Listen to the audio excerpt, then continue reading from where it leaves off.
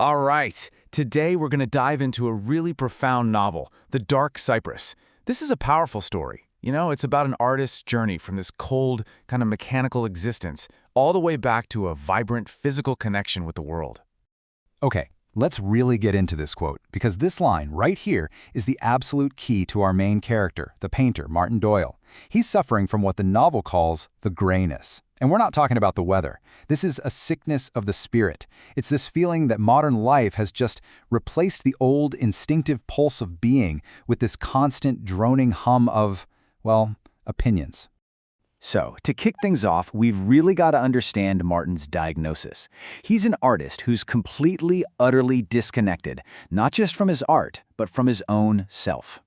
It's a sickness that's born from the mechanical, isolating nature of his modern life back in England. And this disconnection, it's total.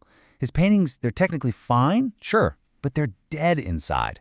He feels like that living cord between what his eye sees and what his body feels has just been completely severed. He's been poisoned by what the novel so brilliantly calls the war as atmosphere. And if that wasn't bad enough, even his wife, Edith, sums it all up with this brutal clarity, telling him he has no use. I mean, can you imagine? A devastating judgment that measures a person's worth by their utility alone. So this contrast here really sets up the central conflict of the whole novel.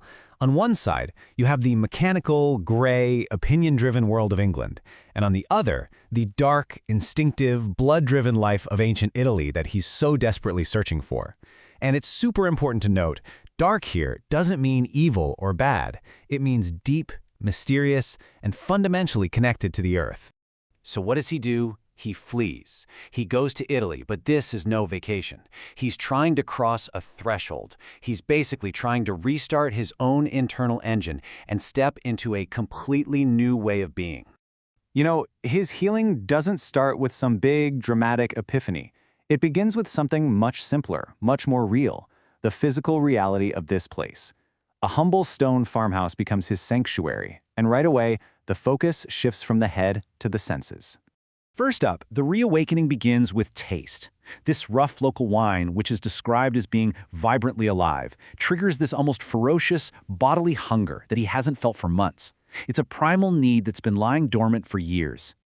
Then comes touch. He gets this immediate urge to just kick off his heavy English boots and walk around barefoot. Feeling those uneven terracotta floors, it's like he's feeling the very pulse of the earth. He is reconnecting, literally, from the ground up. And finally, we get to sight. He wakes up, not to that pale, kind of apologetic English light, but to this solid beam of southern light.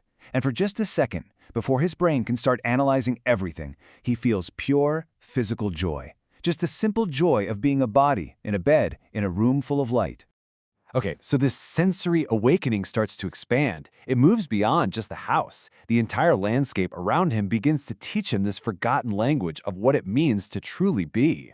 And right at the heart of this landscape, we find the cypress tree, the novel's central symbol. It's described as both phallic and funereal, the Etruscan tree of death, yet at the same time, it is intensely alive. It embodies the very paradox Martin has to learn, that life contains death, and that assertion and submission are just two sides of the same vital force. Then he stumbles upon these ancient Etruscan ruins, and he has this realization. He notices they weren't built against the landscape, like Roman ruins that are always boasting about their power. No, these were built with it, like they grew right out of the earth. They represent a way of life that was woven into the world, not separate from it. And in their art, that's when it all clicks. He finally realizes what his own art, and really his entire civilization, has lost. It's not about technical skill, it's about aliveness. He's seeing a people who knew deep down that they were part of the living cosmos, not its masters. So you can see where this is all going, right? This massive reawakening of his senses, his spirit, it all leads to the return of the artist. He finally starts to paint again, but this time not from his head, but from his blood. But his artistic breakthrough, it isn't about some new technique. It's actually a process of surrender. First, he has to learn to trust his body, to let his hand find its own way without his mind getting in the way. Second, he stops trying to paint things and starts painting forces, the energy in a tree, the weight of a stone. And finally, he starts making paintings that are about the invisible connection between all things. And you have to understand this is a huge moment for him. He's not just painting a picture of an olive grove anymore. He's painting the life force in the olive grove. He's finally created something that feels alive because he's no longer just painting appearances. He's painting the very energy of life itself. But, the final piece of the puzzle for Martin isn't a place or an idea. The thing that catalyzes his final transformation is a person, a woman, who is the human embodiment of this vital force, Gemma, the widow. Gemma is everything Martin is searching for. She's not just beautiful, she is profoundly present. The book describes her as being planted on the earth like a tree, moving in complete harmony with the ground she walks on. Her power comes from this sovereign solitude, from having had everything external stripped away from her until only her essential self remains. And isn't it just perfect where their first real conversation happens? At a spring, a place where the hidden life of the earth bubbles up to the surface. And it's here that they connect over a shared tragedy, the great mechanical machine of war that consumes the young, a machine that took her husband and is now taking her neighbor's nephew. So when she asks him this very simple, direct question, why do you paint? He doesn't have some clever, polished answer ready. Instead, he gives this broken, completely honest confession. Painting isn't his job. It's his desperate attempt to rejoin the living world. It is, without a doubt, the truest thing he's ever said. So in the end, what does Martin really learn from the cypress, and the ruins, and from Gemma? He learns that a full life isn't about reaching some final state of perfection. It's about the process. It's about the constant, passionate, and sometimes painful yearning for connection.